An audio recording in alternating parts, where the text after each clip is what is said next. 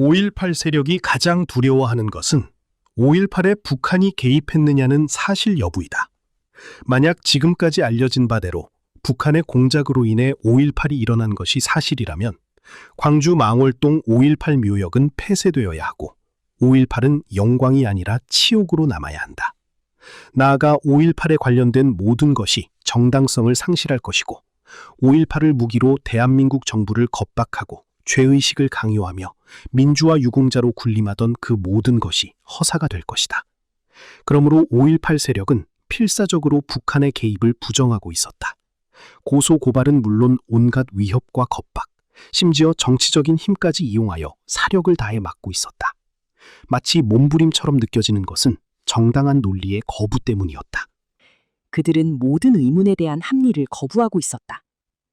두 번 다시 있어서는 안 되는 총기 무장폭력에 대한 지나친 찬양과 묵인이 그것을 말해주고 있었다. 교도소 습격의 반역성에 대한 논란이 일어나자 그들은 혁명의 시기엔 흔하게 있을 수 있는 일이라고 논란 자체를 무시하였고 100여 곳이나 되는 무기고 탈취에 대한 문제를 지적하자 그들은 무기고를 탈취한 한두 사람을 내세워 자기들이 한 일이라고 자랑하였다. 그러나 무기고는 한두 사람이 100여 곳이나 일시에 털 수 있는 일이 아니었다. 더구나 무기고는 총과 총탄이 따로 관리되는 곳이다. 그럼에도 100여 곳에서 총과 총탄이 한두 사람에 의해 한꺼번에 털린다는 것은 불가능한 일이었다. 약탈한 무기 속에는 수류탄도 있었고 기관총도 있었다. 총기를 반납하자는 광주 유지들의 설득에 끝까지 반대하고 총기를 들었던 자들이 누구인가에 대한 의문도 있었지만 5.18 세력들은 그들의 정체를 묻고 오로지 강렬한 의지를 지닌 민주화 유공자들이었다고 주장하였다.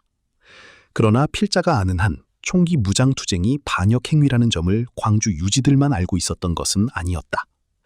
북한의 5.18 개입 여론을 막기 위해 5.18 세력들은 김일성의 발표문을 내세워 북한이 5.18에 관여하지 않았음을 주장하였다. 믿을 수 없는 김일성의 말을 전적으로 믿기로 한 결과였다. 김일성을 신뢰하는 자 아니면 이 또한 이해가 불가한 일이었다.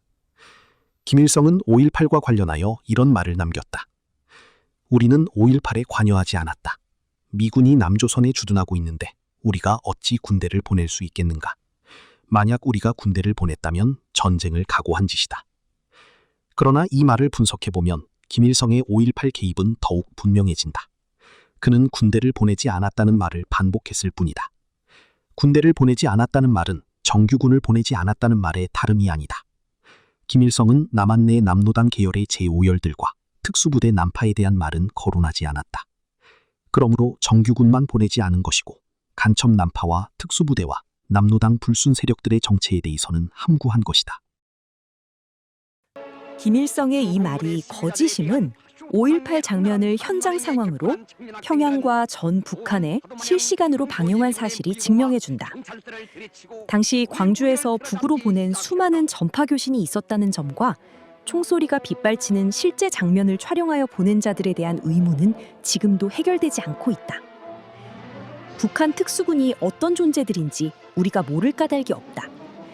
그들은 간첩 침투를 전문으로 하는 자들이며 일반 군대처럼 생각할 수 없는 존재들이다.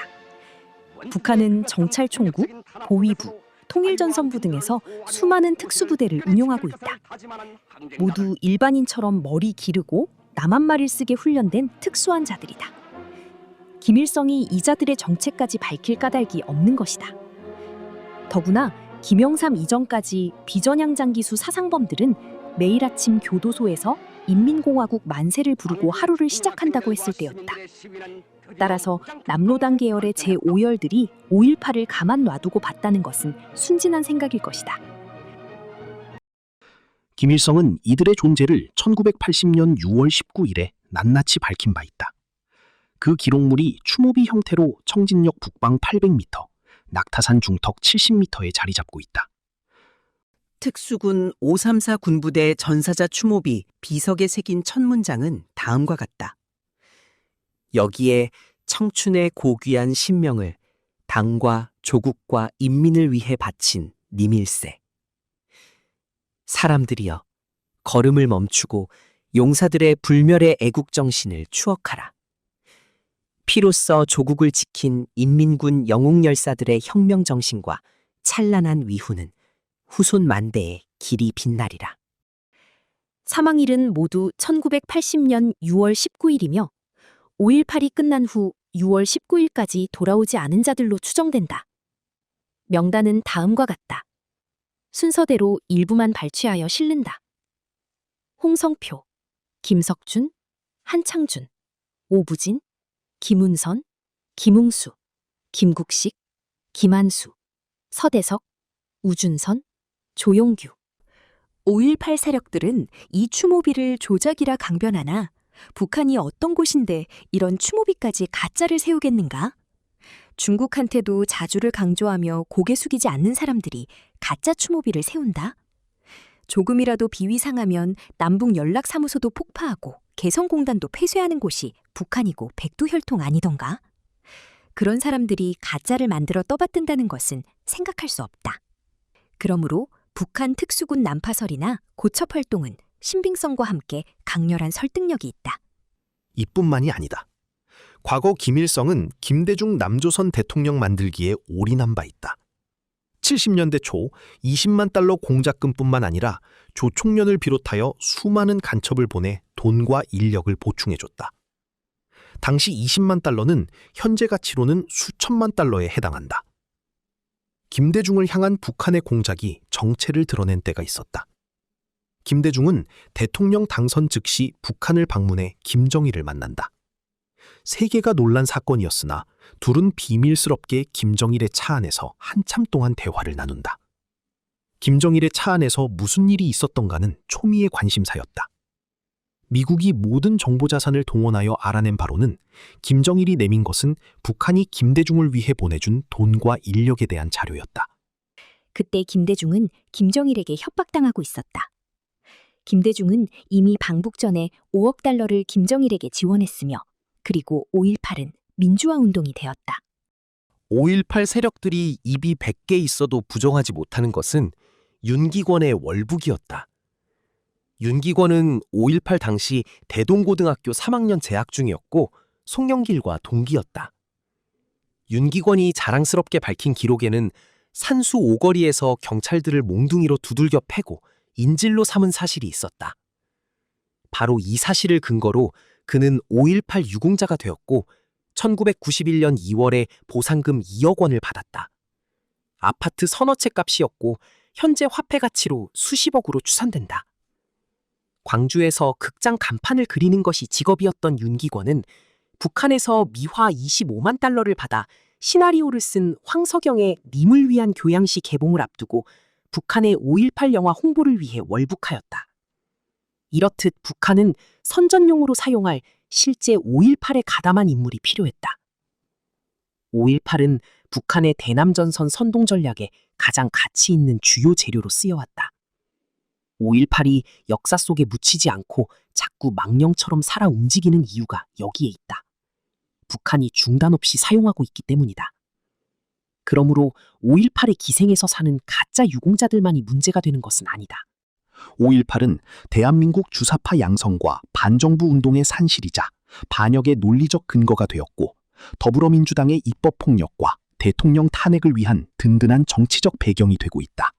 그동안 북한은 끝없이 5.18을 이용해서 수많은 주사파를 생산하고 남노당 후예들을 키우며 무수한 5.18 관련 단체를 만들어 이들을 심어왔다. 그리하여 5.18은 북한의 가장 우호적인 반역 단체가 되었다. 또한 좌익 세력은 5.18을 반정부, 반국가 투쟁의 구심점으로 활용하고 있었기에 우리는 5.18 정신 자체를 의심하고 있다. 주사파 대부 강철 서신의 김영환이 주사파가 된 것도 5.18 관련 사진들을 보고 분노한 까닭이었다고 전해진다. 그는 강화도에서 북한 간첩의 안내를 받아 잠수함을 타고 북으로 갔다.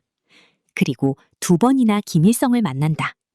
그때 김일성이 한 말이 그동안 수많은 간첩을 보내고 수많은 공을 들여 남한내 혁명을 선동했으나 그러나 이루지 못한 일을 대학생 김영환이 해냈다라는 것이었다.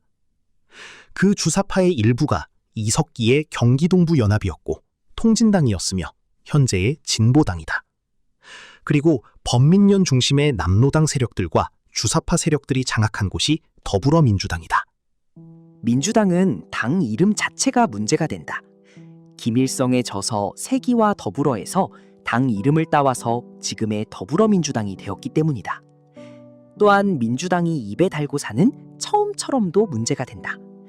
주사파들은 과거 북한이 처한 고난의 행군 이후 흩어지는 붉은 세력들을 모으기 위해 처음처럼 김일성을 모시자라는 구호를 외친 바 있다. 그 처음처럼이 통역당 출신으로 20년형을 살았던 간첩 신영복에 의해 글자로 서각되고, 이 글씨는 문재인 통치 시절 국정원 정문비석으로 세워져 대한민국 정보기관을 지배하고 있었다. 한때 경찰청사 현판에도 세워지려다가 중단된 바 있다. 이후 이 처음처럼은 더욱 발전하여 더불어민주당 국회의원 모임으로 철험회가 조직된 것이다. 대한민국 국회의원들이 김일성을 모시는 주구가 된 것이다. 그동안 대한민국에 일어났던 모든 분란과 소위 민주화 운동에 대해서 필자는 북한의 작용을 의심한 적이 있다. 그리고 그 모든 것이 사실임을 확인한 바 있다. 심지어 4.19 의거에도 북한은 있었다. 김일성은 살아생전에 4.19 때 남한으로 쳐들어오지 못한 것을 두고두고 후회한 바 있다. 그러나 역설적이게도 북한은 5.18 북한군 전사자 추모비를 통해서 5.18이 북한의 공작임을 직접적으로 말하고 있었다. 무려 154명이나 되는 북한군 전사자를 통해서 북한이 말하고자 하는 것은 대한민국 민주화 역사에 대한 비열한 조롱인지 모른다. 그러므로 5.18은 북한 김일성의 대남 공작 중 하나였으며 김대중과 북한을 추종하는 불순 세력들이 가세한 사건이라고 판단해야 한다. 그러나 실제로는 전남 한평 출신 이영일 전 의원께서 지적한 내란형 폭동일 수도 있다. 이에 대하여 5.18 이후 40여 년이 지난 지금도 함경북도 청진에 있는 5.18 북한군 전사자 추모비는 이렇게 말하고 있다. 우리는 당과 수령의 명령으로 남조선 해방을 위해 싸우다가 혁명 전사의 이름으로 이곳에 묻혔다. 우리의 죽음을 누구 맘대로 민주화 운동으로 부르는가?